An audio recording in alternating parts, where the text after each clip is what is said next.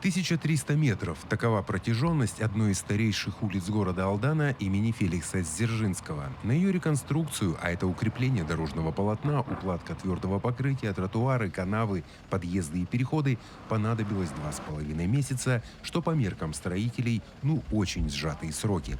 Подрядчик проекта вышел на финишную прямую и завершает строительство. На сегодняшний день асфальтобетонное покрытие двухслойное уложено, лотки водосливные выполнены, верхняя часть канализационных колодцев также сделана.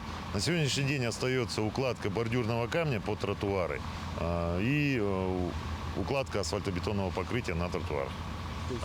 Остальные работы все сделаны, я думаю, что мы в сроки уложимся. Стоит отметить, что в процессе реконструкции увеличились объемы работ. Генподрядчик взял на себя исполнение обустройства канализационных люков, иначе невозможно было бы продвигаться по укладке дорожного полотна.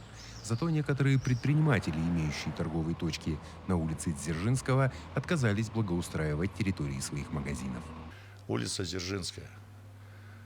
Фамилии не называю, но те предприниматели, которые сегодня отказались благоустраивать свои территории,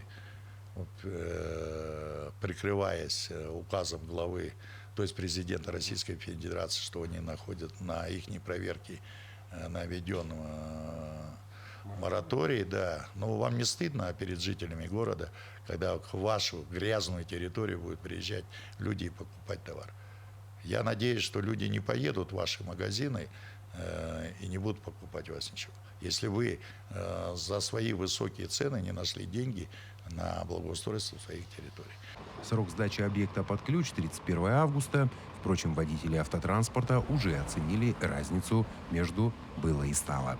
Руслан Павлов, Сергей Шипачев, Алдан.